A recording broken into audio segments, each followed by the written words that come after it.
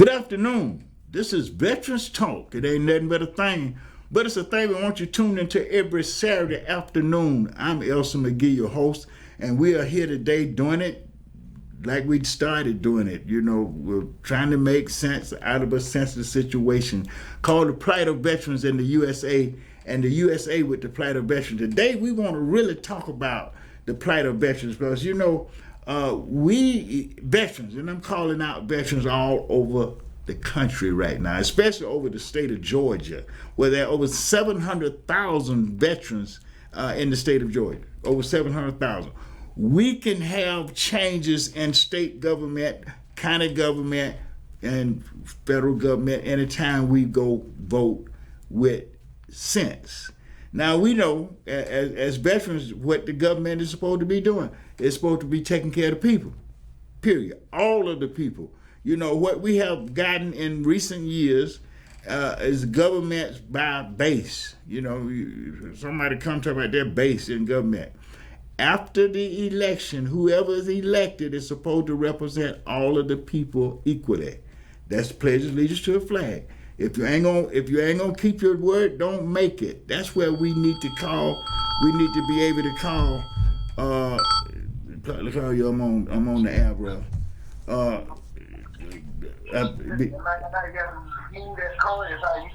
Okay, well I can't do it right now. I'm on there. I'll talk to you in a minute. Okay. Excuse me. That's home calling. What we're talking about though is the state of our governments in this country right now. It is in a state where they got the communities separated, you know, thinking that one race is better than another race, and we don't want to share equal assets in this country. We don't want equal protection of the law. We don't want to be treated equally under the law. We want some people to be above the law and others to be under it. We have passed those times by. And this is affecting the plight of veterans in this country. Right now, any given day in this country, there are over 250,000 veterans homeless. We're not talking about those that are stuck in VA hospitals and VA medical centers in pain and waiting to be getting care, and their staff is short-staffed. They're killing themselves at the rate of 17 to 20 a day.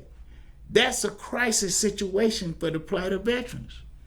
It's a crisis situation for our families and for our communities. And we need to make people in government respect that. We cannot have anybody in government that's not keeping the oath that they took when they went into government. If we had did that during our military service, they would call it unfit to serve, and you'd have been immediately discharged dishonorably or other than honorable conditions. So let's stop playing like we don't know what government is supposed to be doing and people in the government are supposed to be doing. You don't have to have mock hearings where you're trying to redefine a reality that took place on January 6th in this country, which was the most horrendous act that any American should have to witness, where we had somebody trying to violently take over the will of the people. Those that they elected to do something, you had a mob that was going to change that outcome. This is America. This is the United States of America. That means that we are a multicultural, multiracial democracy. That is enough for everybody if we do it the way we pledge allegiance to the flag. As one nation, individual with liberty and justice for all. Everybody that was in the military made that pledge. Now we're in the communities, back in our communities, and we don't have a government in place that's doing that right now. Right now we're demonizing immigrants. Well, besides African Americans and the Native Americans, everybody are immigrants. Everybody here are immigrants. So Why are you doing this? You're affecting your own best interests. We need people in government that's going to do what government is supposed to do, not to try to get power to suppress any parts of the community. We don't need that kind of spirit in our government, because that's a breakdown of democracy. During my service, I'm in the Vietnam generation, so I'm one of the elders of the veteran community. During my years, we were fighting 3 wars at the same time, and nobody wanted to talk about it now. We was fighting the Civil War, where people was in the streets trying to get rights, African American and women, trying to get rights that were equal to everybody else in this country. We were fighting a war in Vietnam, and we was fighting racism, self-imposed hatred of each other. And I'm saying self-imposed because during my military experience, and I'm sure most of the people that serve, we found out that we are no different from each other, except for the colors of our skin. We all want the same thing, and I'm going to tell you something. In situations where I was in the military with combat, I didn't care what color or what ethnicity the person that was next to me was. They had my back. We have to look at where we are at in America. Look at the plight of veterans in America. If we were being treated right under the laws of this country, there would be no homeless veterans. You got a benefit that says a veteran can get a home without any money down. So how do that equates with veterans being homeless? Because we're not providing the medical attention and medical assistance for veterans that's coming out of the U.S. military with adjustment issues. And sometimes those adjustment issues develop into mental issues, economic issues, even reintegrating into your family kind of issues. We have to keep that in mind, that we have to. Can you get me a bottle of water here? Okay. We have to keep in mind what government is supposed to do and look back on our own experiences in government. We performed our duties in government irregardless of the situation. When we got an order, we carried out that order. All of us worked together for that service, for that purpose, for that idea. And look at the U.S. military today. It is the most integrated, it is the most effective part of our society. And these young people get along better than the rest of us. We're going to have to realize that at some point, we're going to stop the hypocrisy and get to know the Constitution and the type of government that we inherited from our ancestors. Yeah, well, my ancestors, they had slavery, but they overcame it. Because of the Constitution capacity to adapt. We adapt the Constitution through our votes, through our growth.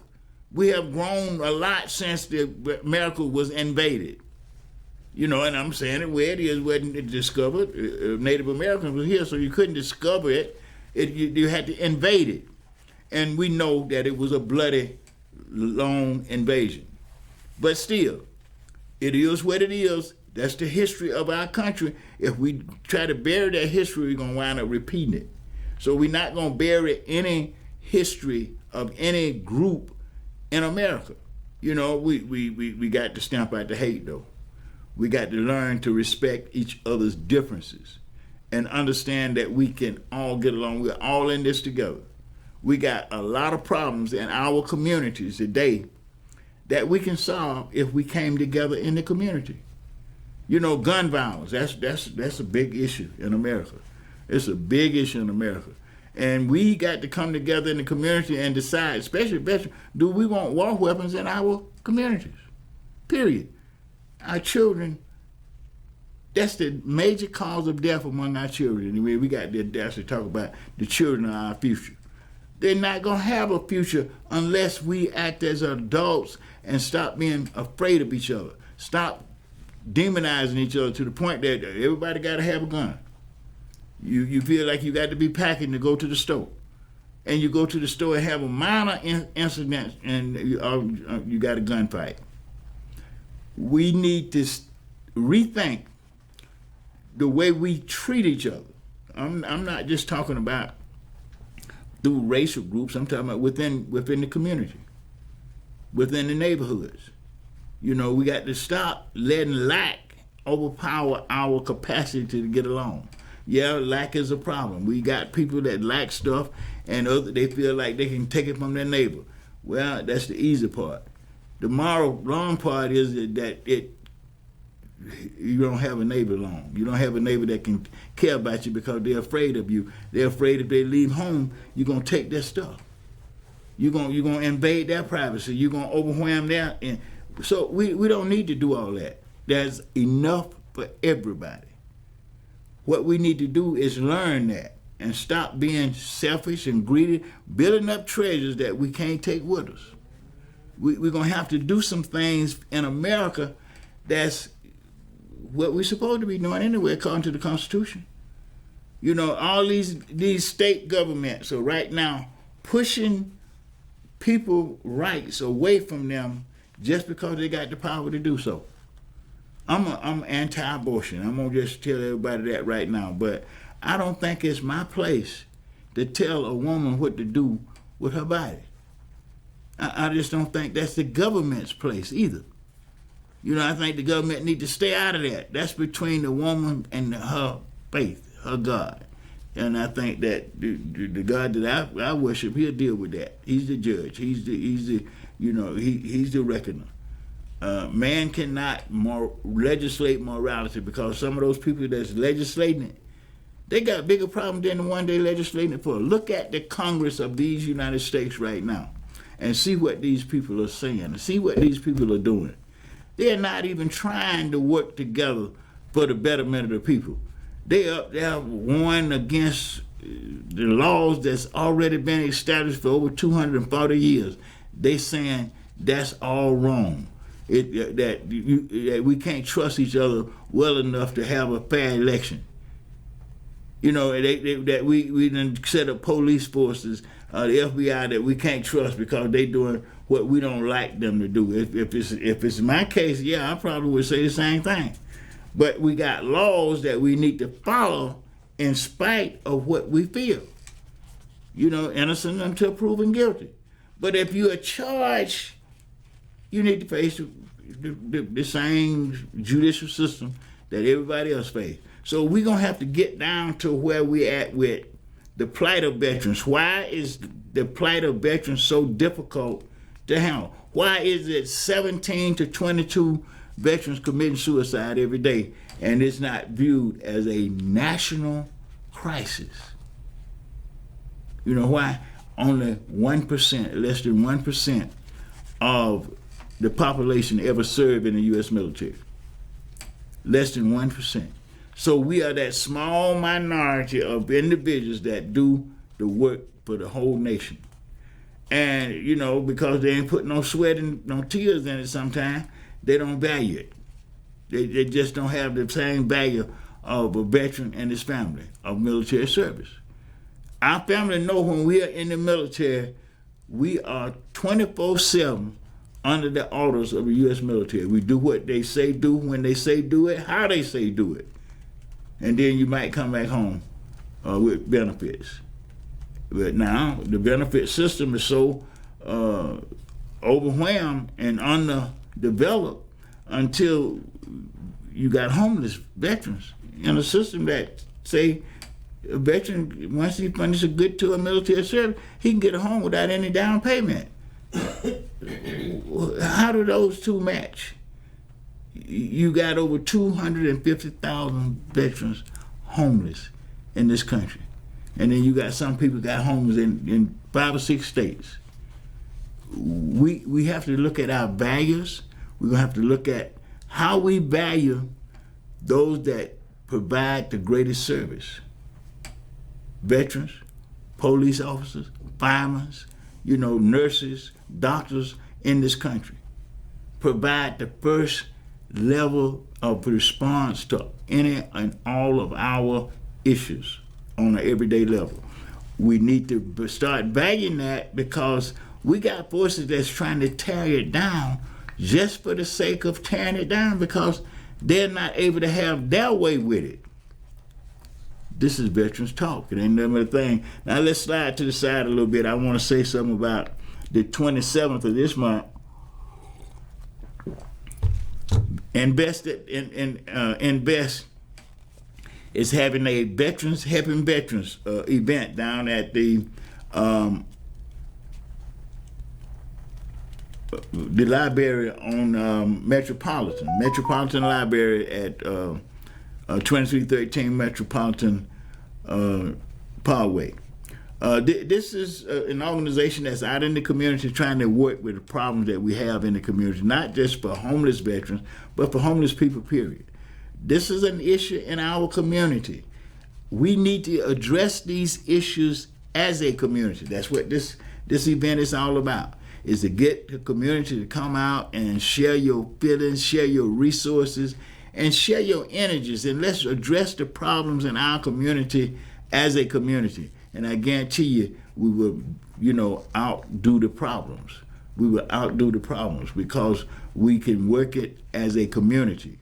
And we can do that through what Invest is doing.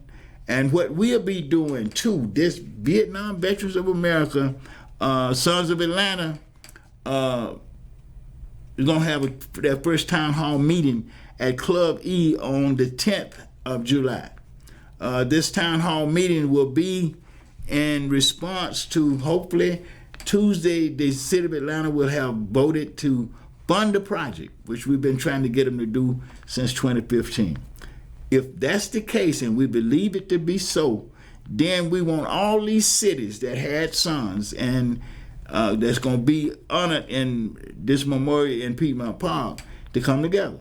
We want their seals so that the names of their sons that will be up under that city seal. That city. We got 189 from Atlanta, so it got a big plaque, more than one. But then you got Union City that only have 2 people. But their sacrifice is as great as the rest of us. And every city should honor those that have paid the ultimate price from their community for the freedoms that we have in this country every day. So we want you to look at the Sons of Atlanta project.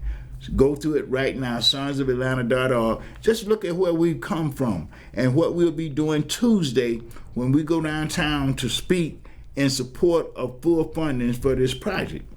We'll be talking about these 240 plus young men that came out of Fulton County, Georgia, Atlanta, Decatur, Atlanta, College Park, Union City, East Point, Fairburn, Hatesville, out of all these little cities, out of all these high schools and communities, we want to honor that. We want them to remember that too. Remember what what sacrifices have been made for this democracy. We just can't step aside and let somebody come take it away from us and turn back the hands of time. We're not going to be able to do that. We're not going to do that way. So we want you to look up, be with us on the 10th of July. Be with us in prayer on June the 20th, which is Tuesday, in our testimony before the Atlanta City Council. I'm hoping that it's already a done deal.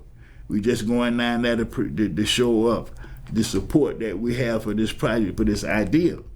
And we want you to be able to start getting a feeling for these young men. So we're going to start having some documentaries ran on the local stations, so especially the government TV stations, where you can see these young men, see their faces. Most of them didn't live to be 21 years old, but they have been forgotten in their communities, in their hometowns. And we don't want that to ever happen to this less than 1% that makes such a great service for this country. They shouldn't be forgotten. It should never be forgotten. We missed having this done on Memorial Day, But the excitement comes as we just about to celebrate Juneteenth, which is a lot of people want to say the Black Independence Day.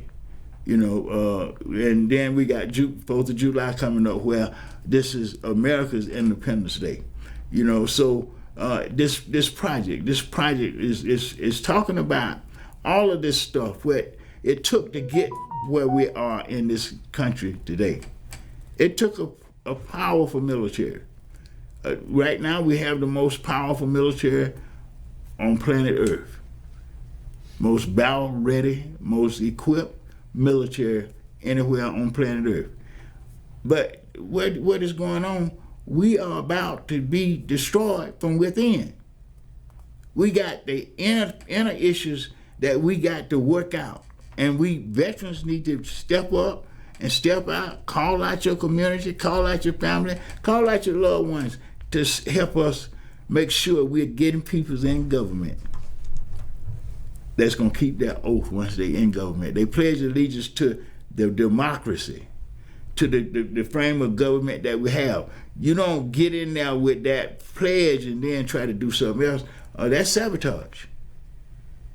That's infiltrating our governments with another philosophy that's designed to overturn our government, to put some kind of people in place that won't outlaw a woman's right over her own body. Nobody should be in charge of that except God and the woman. We don't need no governments doing that. If we sit by and let that happen without a massive response and rejection of it, then they will come with some other rights that gonna be more closer to your rights. They'll take us one at a time. We cannot stand up and allow women's rights to be threatened like they've been being threatened in this country today, and we don't take a massive response to it. We got to reject it. We cannot act like we are okay with this. And those in government that's sitting up there doing this need to know. They need to know that bullying stuff that they're bringing to the table don't work with veterans, especially combat veterans. It don't work like that. We got to understand, we took an oath, we did our service, we are concerned with the performance issues of these elected officials in government throughout this country right now. Right now, we're talking about right now. Those people that want to stand up and demonize the criminal justice system because somebody that they support have been a criminal, is suspected of criminal activity with strong evidence, you can't get up and start talking about the system is rigged. It's the same system that just convicted a young man that was in the military for the same stuff.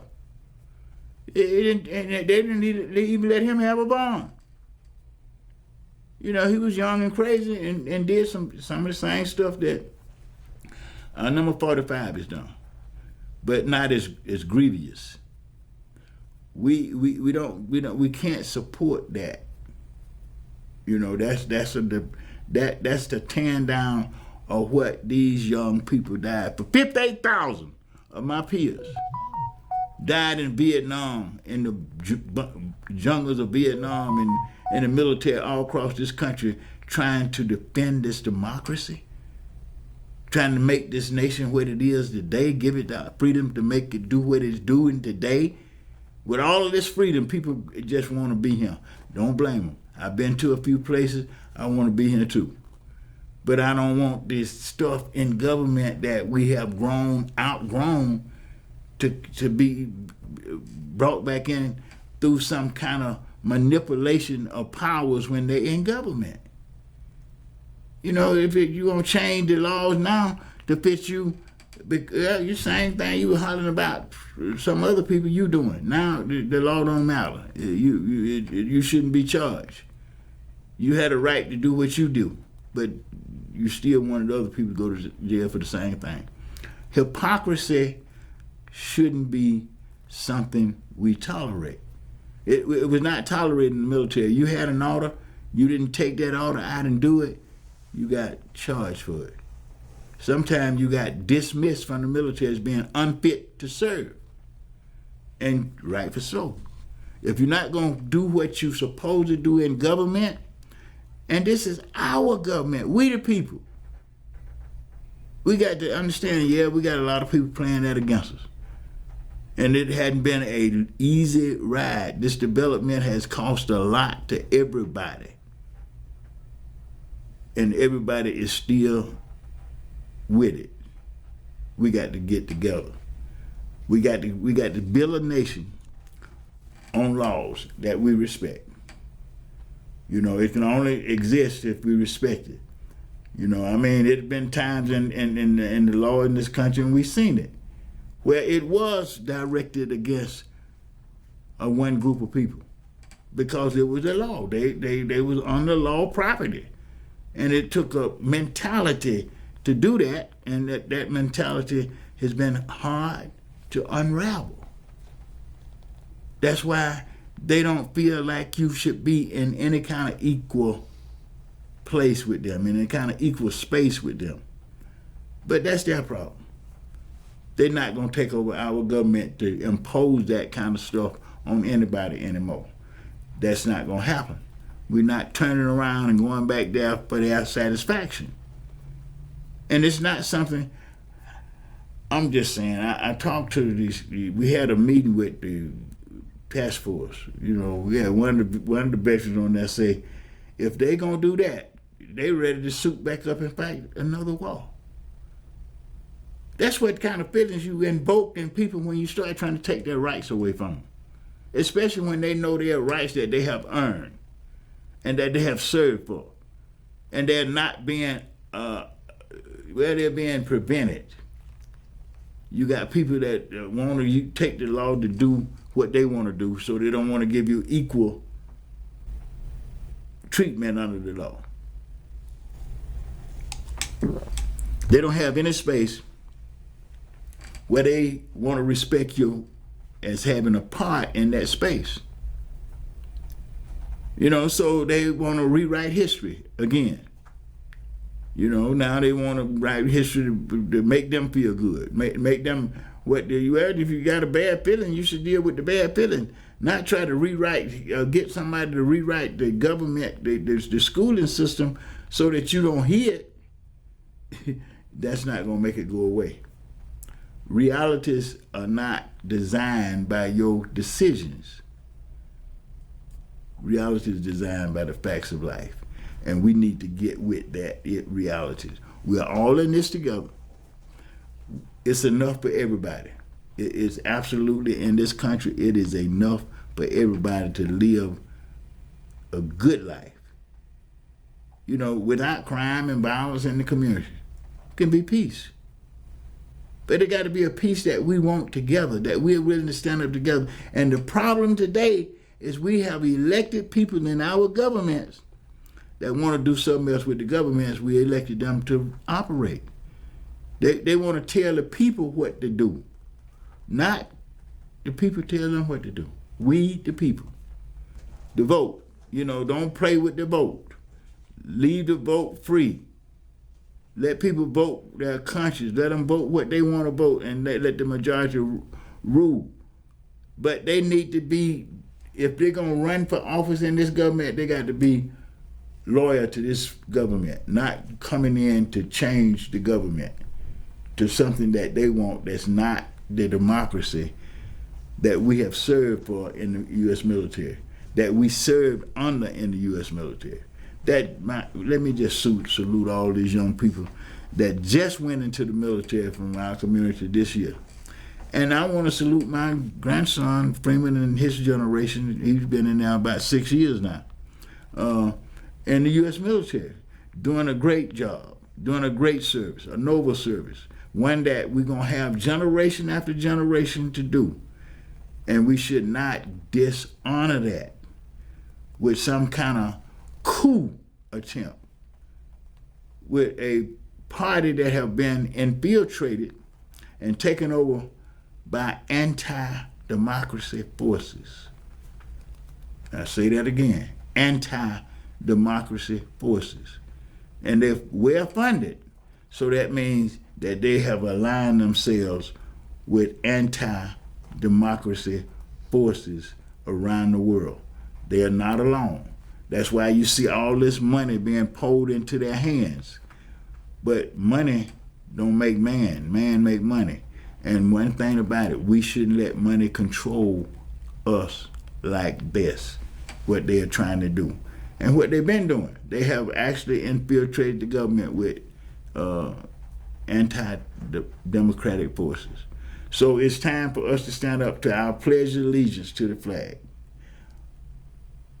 and to the republic for which it stands, one nation, individual, with liberty and justice for all.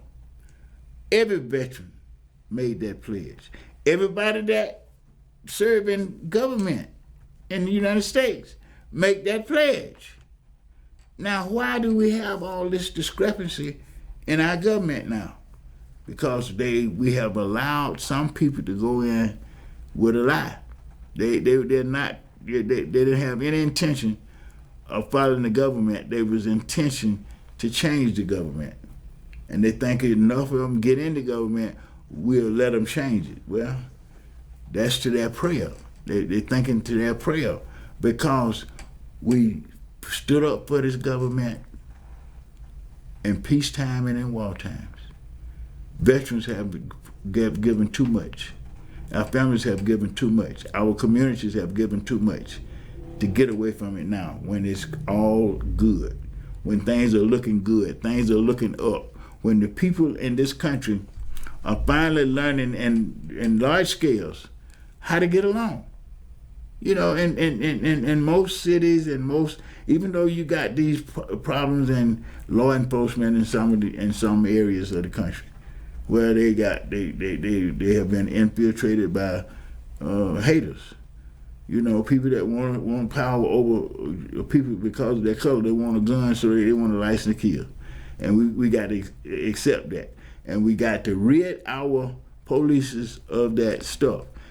That comes to this training center in Atlanta. Now, I'm shocked why you want the police to have a better training center.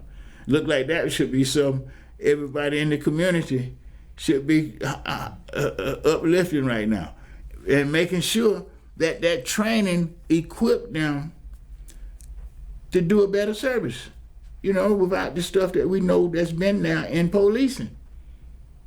You shouldn't be fighting training, education for betterment. Those are forces that are anti-democracy. You cannot attack the police if you want to make it better. You go in and you look at it and identify the problems, like in any organization, and you deal with that problem. Extricate the problem. You don't have to just destroy the organization. But we got people that want to destroy the organization because that's their goal from the beginning. They're doing that because that's what they came to do. As veterans, we've been actually asking this question on this show for months now. Do veterans' votes matter? Now, we look at, remembering Reverend Love, how he would organize, and it organized around what he called a donut. It was around 285, all these little cities. And most of these little cities right now is diverse and got diverse mayors. You know, they got females, they got African Americans, they got, different nationalities of mayors. Because we was able to look at how the demographics flow in these areas and get people to the poll. We can do that in state government, we can do it in county government, we can do it in city government, and we can do it in national government. Everybody want our attention on 2024. All these politicians in office now, they talking 2024. 2023. We must not forget the local elections this year. and look at some of these people that's in local offices and know that they not fit to serve. They have voted to take women's rights away from them over their own bodies and call it morality, calling it right, their right to life. But if that same child, they don't even want to feed them after they born. They're cutting on food stamps and stuff in the budget. You know, you can't have it both ways without being people looking at your hypocrisy. We need to make sure that we have a government that reflects the will of the people. And the will of the people should not be stifled or manipulated. You know, you can manipulate things to the point where people you just wham down. And that's what is happening in too many communities with politics. We got to realize that that's what has happened, so we don't even engage the candidates when they talk about running for office. So the parties bill them. Party bill them. You know, and the parties are controlling them. All these little factions within the parties are controlling them. That's not representative government. That's not representative government. Who you elect is supposed to represent you and your area. That means they go in there to negotiate differences. You know, to negotiate. Everybody can't have what they want at the same time. So they negotiate when you're going to get this and when you get that. That's peaceful politics in the community. Represent all the people. Not get over here and start representing the base and think that, well, because your base, you know, got some kind of values that feel like they can tell a woman what to do with her body, and you orchestrate this, and you find out that that's not what most women want. And I know that that's not what I want for my daughters and granddaughters. I want them to have the freedoms that I serve for them to have. If they're gonna make a mistake, they should be allowed to make a mistake. Who haven't made a mistake? Some people feel like they don't make no mistakes, but everybody make a mistake. But what do you do with the mistake? Do you wallow in it, or do you get up and make it a better life? We're gonna have to stop thinking government can actually regulate behavior to the point that we're going to have the beloved community. It's not going to happen. The beloved community has to come out of a sense of morality, of individuality. And that's what we need to be teaching, not just in school, but in the church again. Individual morality. You know, we got to understand individual morality and group sins.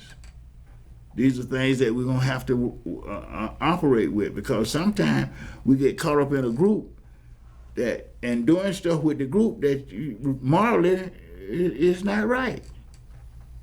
And we know it's not right. Our conscience wrestle with it, but we won't give it up because we don't want to discuss it.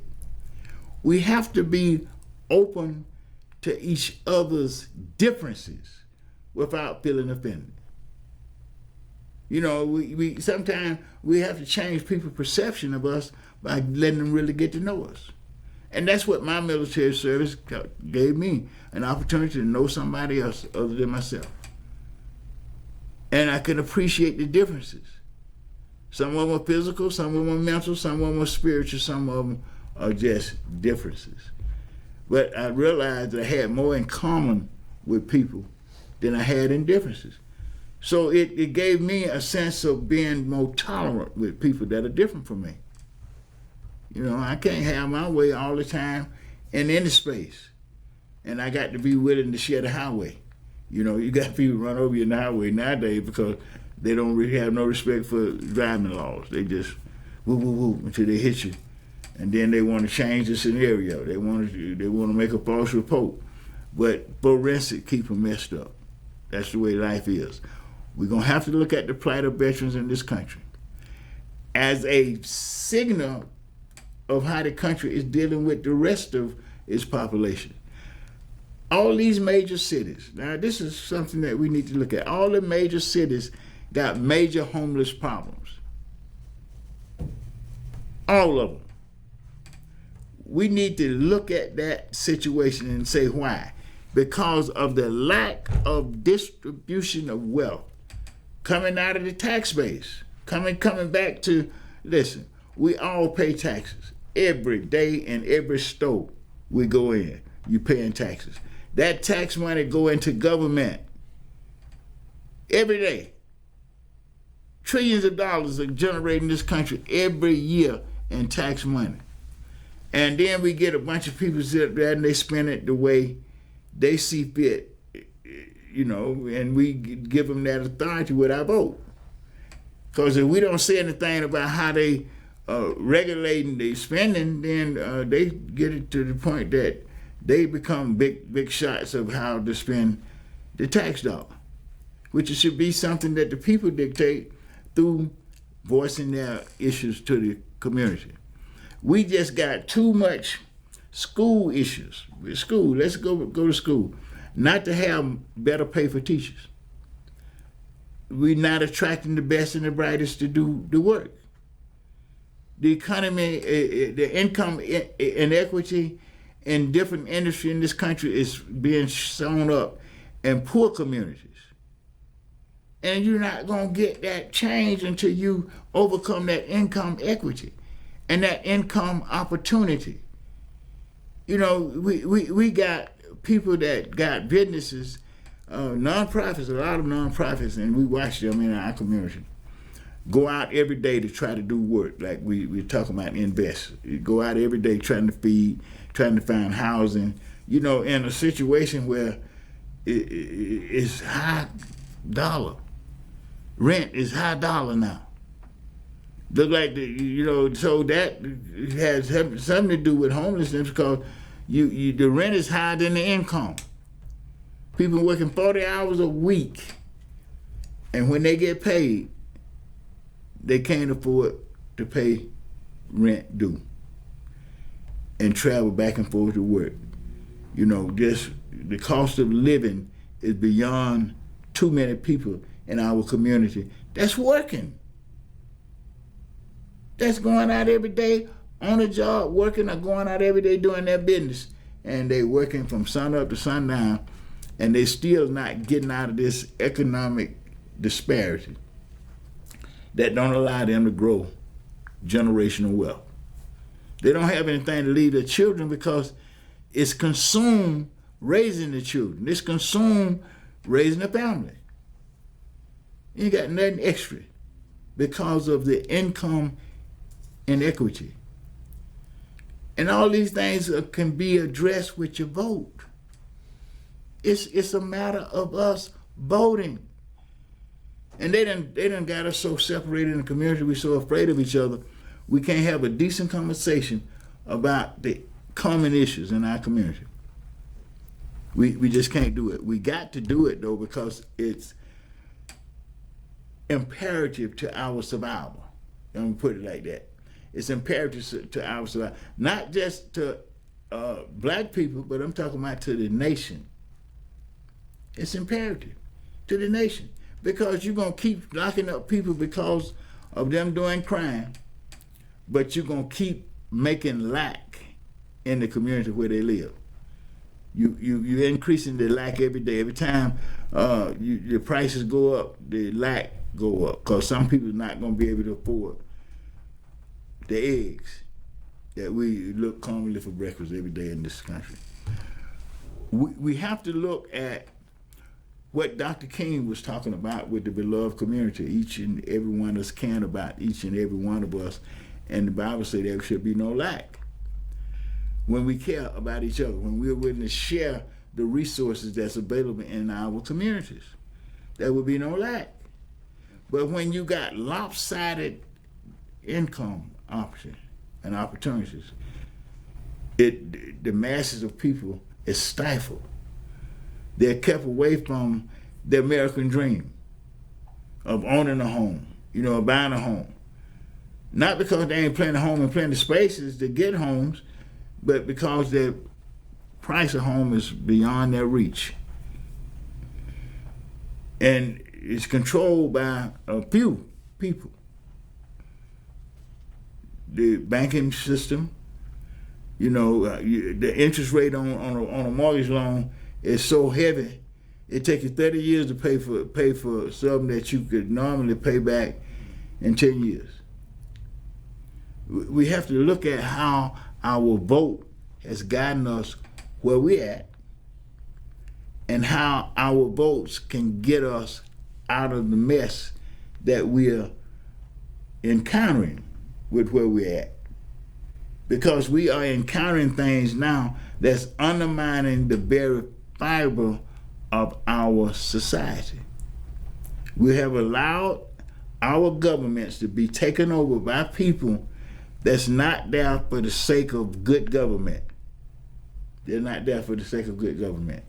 And that should be the only reason somebody running for office in any level of government in our country. That's the way the design is. But we cannot have the manipulation of the rich telling us otherwise. Because we are electing people that's not willing to live up to the pledge of allegiance of the flag. They're not. They don't have any intention of doing it. They want to get in there and redefine, recharacterize what happened on January the 6th at our state capital in Washington, D.C. They want to say it was something else. When most Americans witnessed it with your own eyes, you saw people being attacked that was trying to protect the people that was running our government. Some of them was killed. Over 100 police officers. And now we got them talking about that was a peaceful demonstration.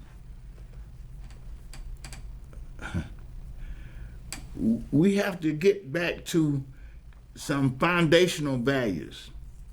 Because right now, the people that we're electing are not being models of the values that we're going to need to keep our democracy. They're not modeling it. You got people that are supposed to be in government. They will purge people from government that don't look like them because they got the power. They just kick them out. Just put them out.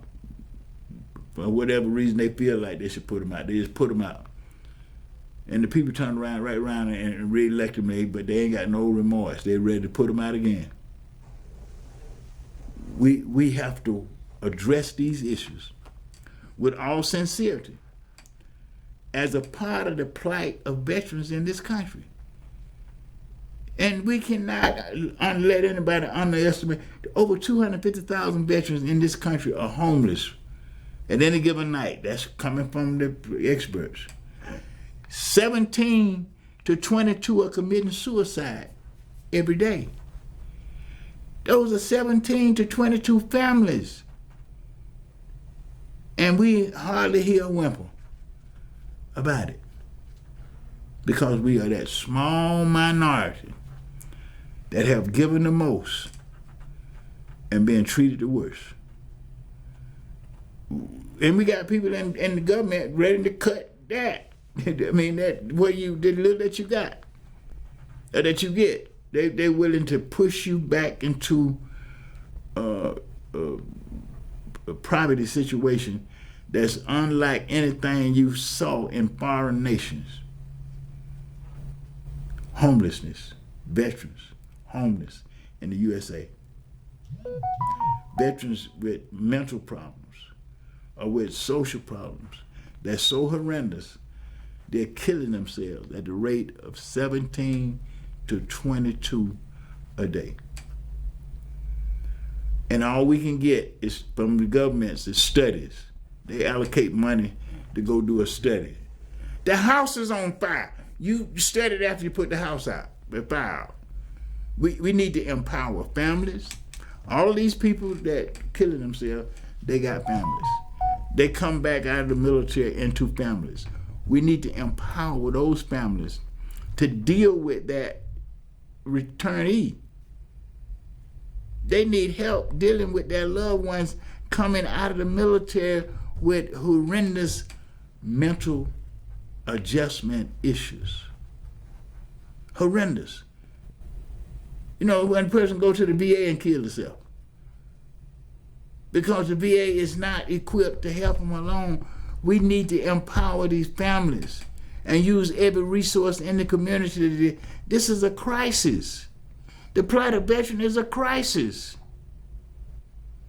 We're the smallest population, but we are the most used population. We suffer the most adverse effects from our service than any other demographic, because it's consuming service.